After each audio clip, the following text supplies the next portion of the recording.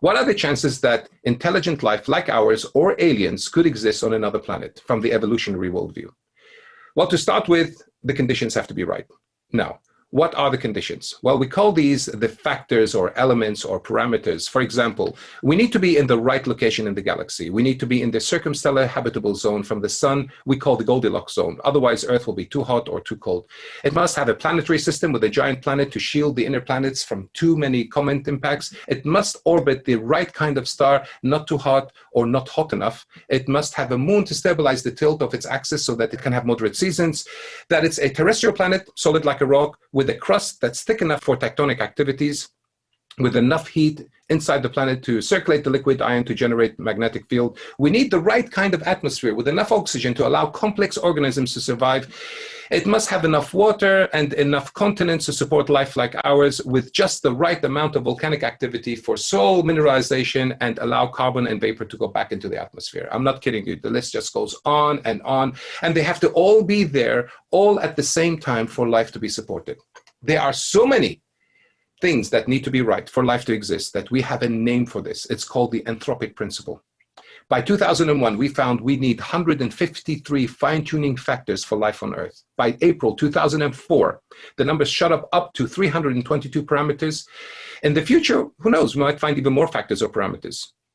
What you see in the background are the parameters in small font because there are so many of them to fit in the screen. But having said all that, now, for the sake of being extra kind, which I said I'm going to be doing all along here in this talk to give as good a chance as possible, I'm only going to use the smaller list of 2001 with 153 parameters. So what are the chances that a planet would have one of these elements? All right, for this, I'm going to do something seriously crazy. I'm going to assume that a planet has only 1 in 10 chance of having any one of these factors or elements. That's got to be more than fair, right? Now, that would be great if we only needed one element to match. But with 153 of them, once you start multiplying these probabilities together, the chances of getting a planet with all these parameters becomes very, very, very slim. The actual probability is 1 chance in 10 to the power of 153. That's 1 followed by 153 zeros. Now, that's just an unimaginable small chance. But some of you are going to say, now, hang on a minute, John. I get it. That would make the likelihood of life existing on another planet very small or impossible. I get it. But surely that depends on how many stars and planets we have, right? Well, that is right.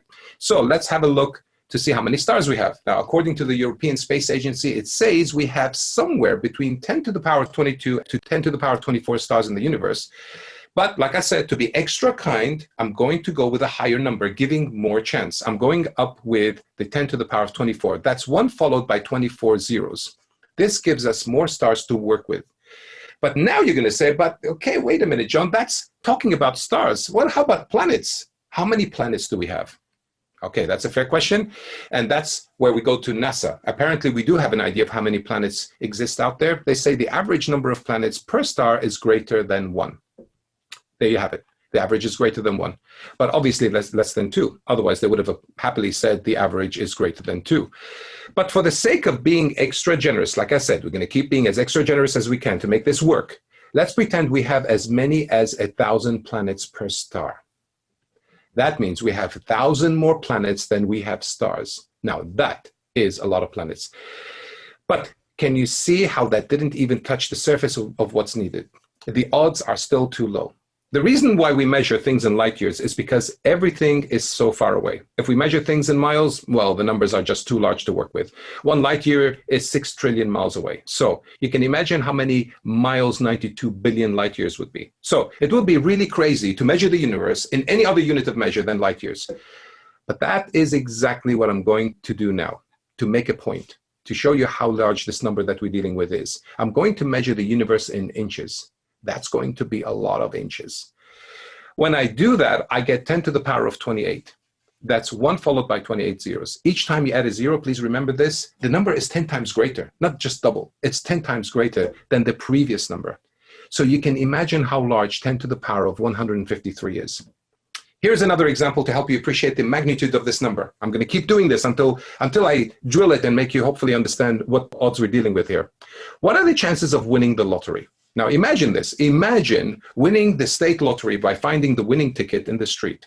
and then continuing to win the lottery every week for 1,000 years by finding the winning ticket in the street each time. I mean, I'm not kidding. You're not even having to buy this thing. You're walking down the street, you're finding a winning ticket, and you find a ticket, and it happens to be a winning one.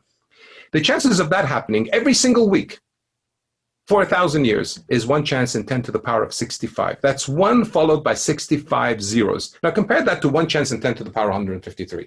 So the chances of winning the lottery every single week by finding a random ticket in the street is greater than the possibility of finding life on another planet. Are we getting this? In fact, as a number, 10 to the power of 153 is larger, listen to this, than the total number of atoms we have in the entire universe. That's right. You heard me right. It's much, much larger than the atoms we have in the universe. Let me show you.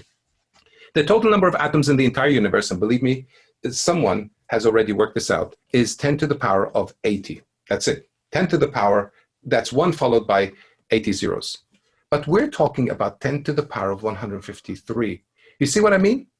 10 to the power of 153 is like double. It's not like double or quadruple times more. Oh no, it's 10 times more than a trillion times greater than the number of atoms in the universe. So if you were to have as many planets as there are atoms in this universe, which would clearly be impossible, it's just you can't have as many planets as you have atoms, you would still not have enough planets to come anywhere near bringing that probability even close to finding a planet suitable for life. Can you now see the problem?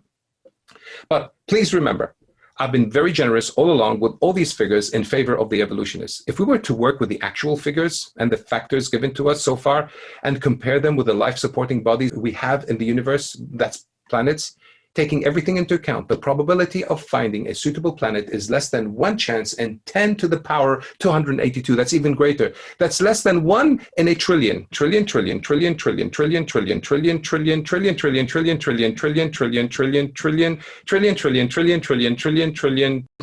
chance that life would exist on any planet or any rock anywhere in this universe by pure chance. If that didn't quite do it for you, I'm going to go seriously crazy now. This is going to be the ultimate measure here. If you would fill all the empty spaces, right, in this universe with atoms. So you take the empty spaces, we got planets, we got stars, we got galaxies. If we take the spaces in between and fill this up with atoms, the total number of atoms will be now in our universe in total 1 followed by 112 zeros. That's still way less than 10 to the power of 282. So even if you were to fill our universe with as many planets as these number of atoms, it won't be anywhere near close. Let's go slightly crazier here with our comparison to finish off blowing your mind. If you were to fill every empty space in our universe with atoms, like we said just a minute ago, then create as many universes as you have atoms, making sure that each universe itself it's full of atoms like ours, and then you take each atom and magically take all the atoms combined, magically change each one of them to a planet. You know how many planets you will have now? You will have 10 to the power of 224. That's still nowhere near close enough to 10 to the power of 282. That's still much bigger. Do you know how much bigger this is than that number? Do you know how many more of these planets and universes you need that we just worked out? You need 10 times a trillion billion more planets than all these planets and universes put together. William Dembski, who is an American mathematician, philosopher, and a theologian, worked out that anything with the probability of 1 chance in 10 to the power of 150 is not possible. He said this: anything as rare as that probability had absolutely no possibility of happening by chance at any time, by any conceivable specifying agent, by any conceivable process throughout all of cosmic history. You know what I think? I think it's game over.